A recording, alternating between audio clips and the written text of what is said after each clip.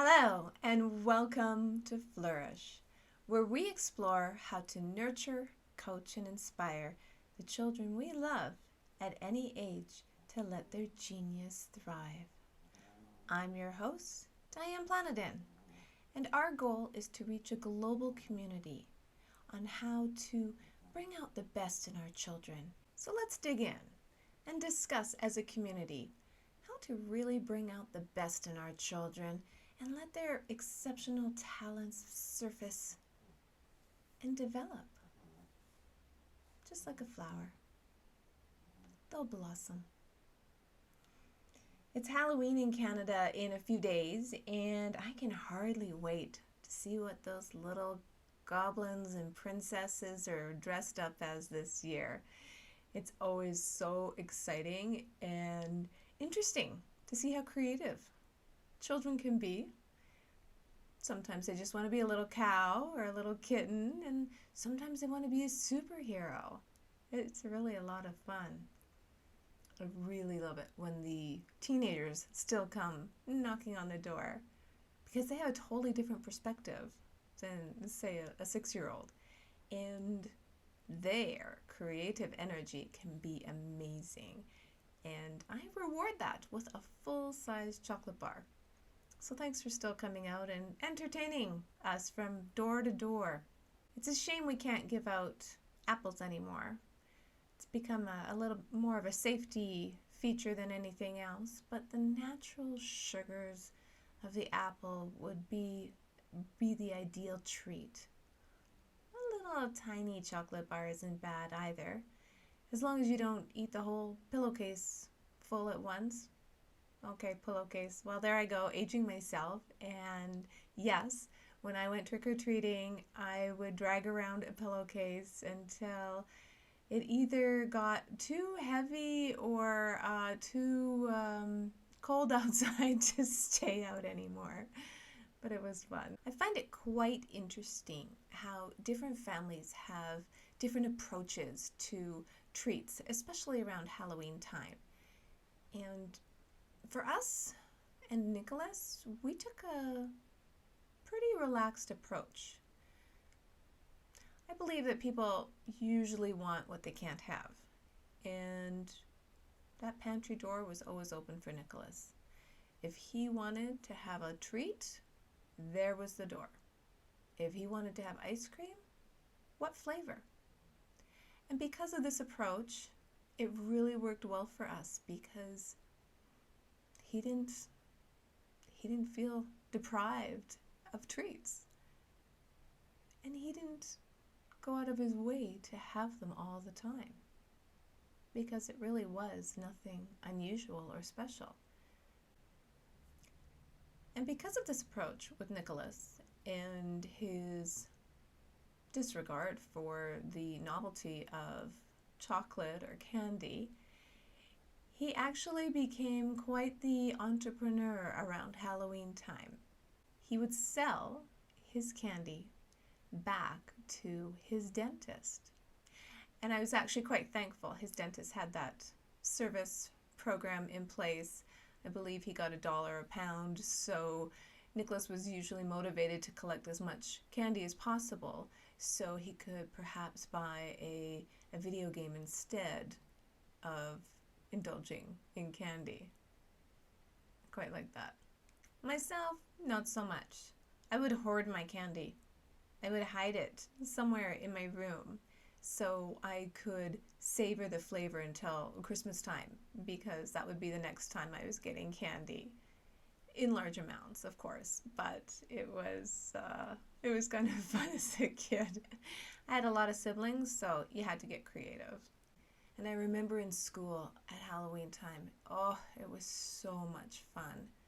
We could dress up and have parties, and we got to really create different things. But one thing that really resonated with me when I was a kid was one Halloween I think I was in grade 5, we wrote a poem. And the poem fit inside this cutout black cauldron. So my poem went something like this. Take 2 eyeballs, plop them in. Throw in a spider and 1 pin. Watch your cauldron until it bubbles. Make sure it does, or you've got trouble. I don't know why I remember that, but I do. So I think that's why my favorite costume of all time ever is a witch. I'm always a witch.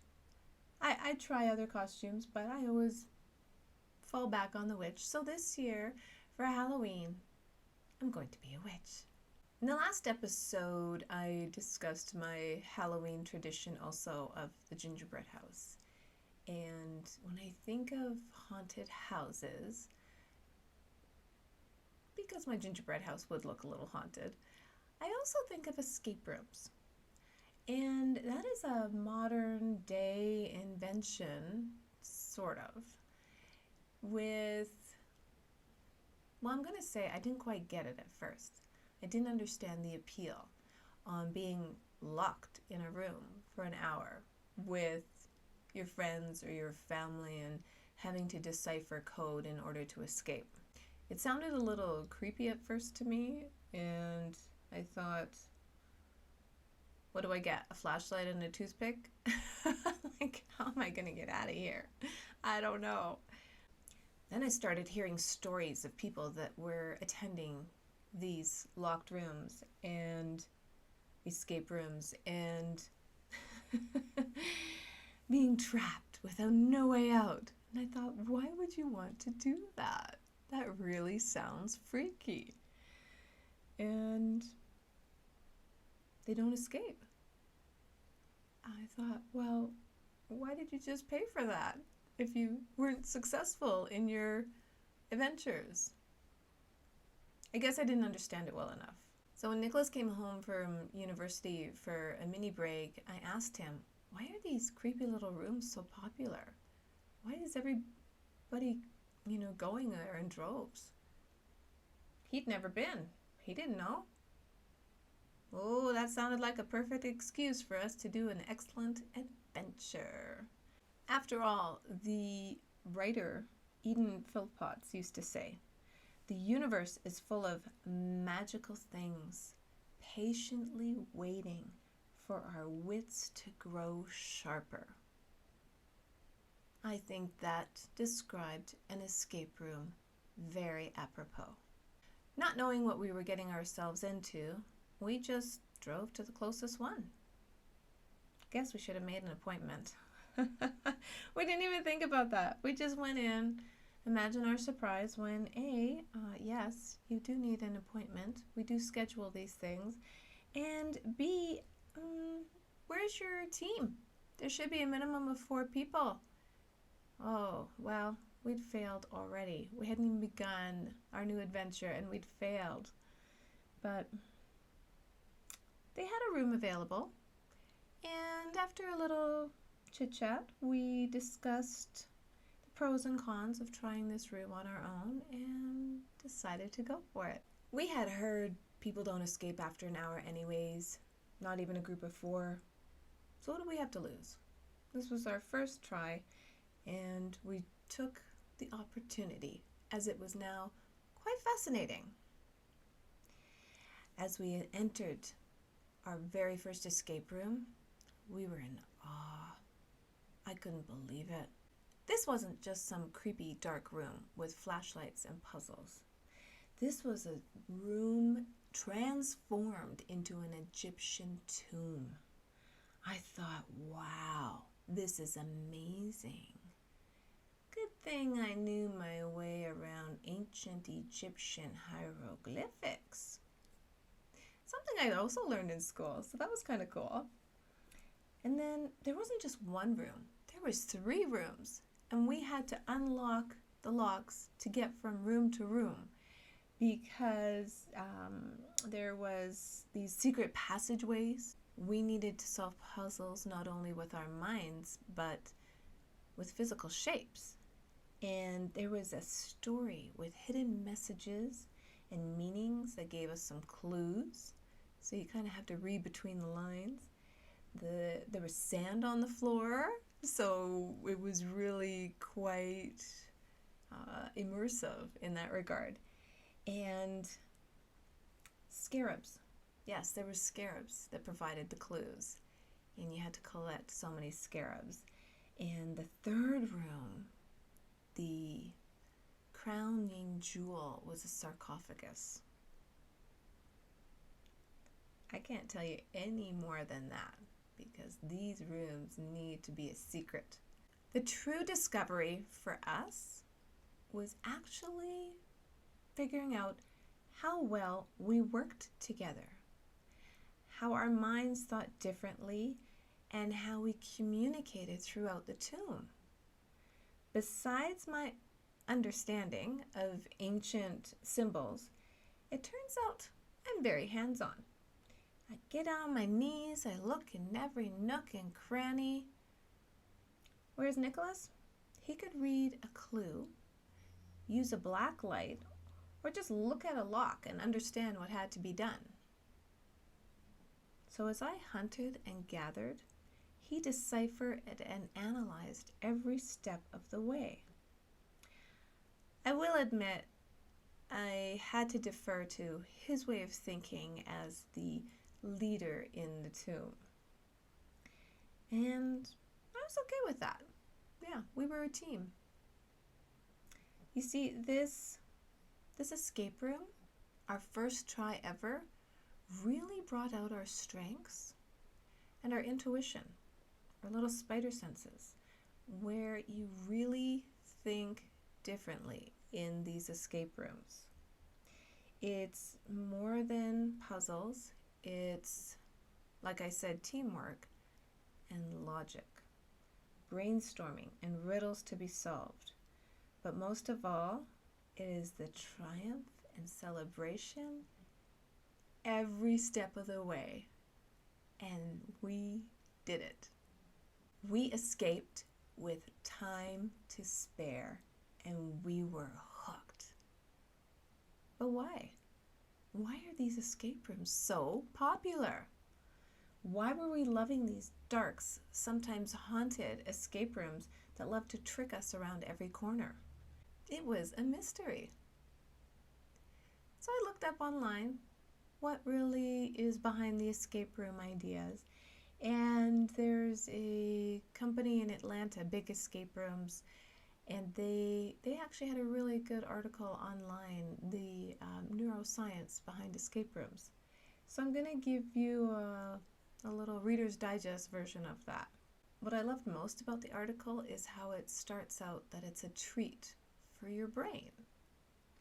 Positive mood, concentration, improved memory, heightened skills, all due to a dose of dopamine.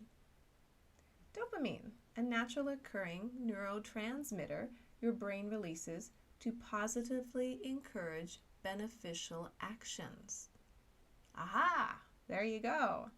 So whenever you have an experience that provides instant gratification, voila, you are having fun and becoming a sharper learner. As a result, you are motivated to be challenged when victory is celebrated. Yes, and we must celebrate our victories. Do it every single time. Even every time you unlock one of those locks. Every victory should be celebrated. Next on their list was communication and how important it was to work as a team, even if it's your family. A big part of that is also listening to each other and brainstorming solutions and ideas. Even if you don't escape, you'll come out learning different or maybe even better ways to communicate. Practice makes perfect.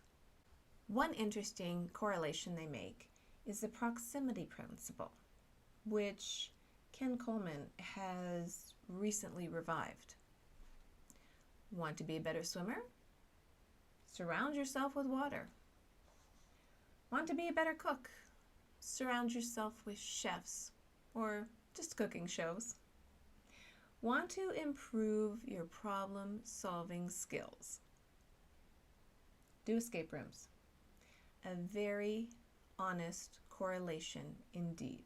Stretch your mind and the way you approach a problem. No one's going to give you the combination. You have to figure this out yourself. Teamwork is essential in escape rooms. And the only time Nicholas and I haven't been able to complete a task in an escape room is when it literally required a third person. So lucky for us, the people who work there were willing to help us out during that part of the problem solving. They didn't tell us when it would be, but we figured it out because we literally had to use every limb to push all the buttons in order to move into the next room. That one had a lot of lasers, and it was this life-size virtual labyrinth maze, which I guess goes back to the Greek times, Greek mythologies, the labyrinth. So I guess these have been around for a lot longer than I just thought of. It's all in the details. You find yourself crawling under tables, reading backwards, and decoding like a spy. When you think something is decoration, think again. The most amazing escape room Nicholas and I ever did was called The Babysitter. And thankfully we had two of his friends with us that day because we couldn't have done it just the two of us. It was 2 rooms that were literally polar opposites. And one room had daytime, one room had night. The first room had a song playing forwards, and the other room the song was playing backwards. And it really needed our focus. It was so amazing. And those were the obvious ones. You really needed to have laser focus in this escape room. And time is of the essence. So when you're in an escape room, these puzzles can become a vortex. So much so that you'll start overthinking it. Sometimes it's a little obvious, but you must think bigger than your environment and manage your time very well. Nicholas and I have developed our own strategies and use our strengths to first decode the room and secondly, unlock the clues as quickly as possible. Be prepared for a cryptogram. There is definitely an allure to secret codes and metaphorical messages in the world of escape rooms. With a common goal and a clear vision, escape rooms are fun and immersive, stimulating your brain. No treats required. I highly recommend it you give it a try with your child, and there's different levels of escape rooms. So depending on your child's age, pick an appropriate escape room. I think they also do birthday parties now, which would be super cool. I also recommend you look for the ones that have really interesting atmospheres. We did a Hansel and Gretel one once, and that was that was so much fun. But it was only one room.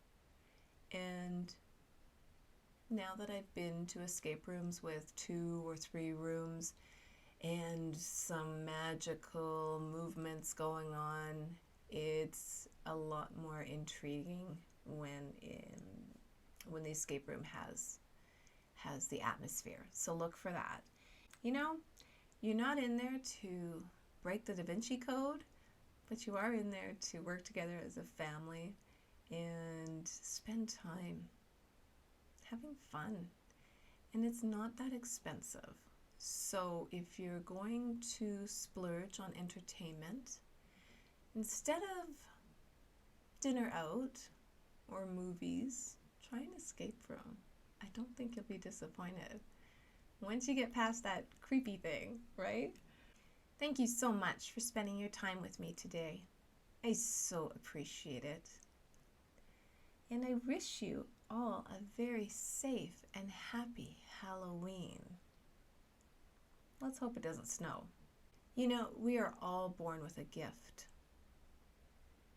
We are all born with purpose. Life's journey is to hone and develop that gift as purpose changes within. Thank you, Nicholas, for your music composition. And remember to think greater than your environment. Edgar Allan Poe has good advice for escape rooms. Believe nothing you hear and only half that you see. I think that applies to life in general.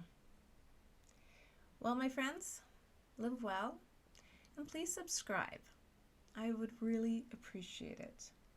Together, we will reach a global community to nurture, coach, and inspire our precious children to thrive and develop their hidden talents, their gifts in life, because when they do, it's magical. We'll see you next week.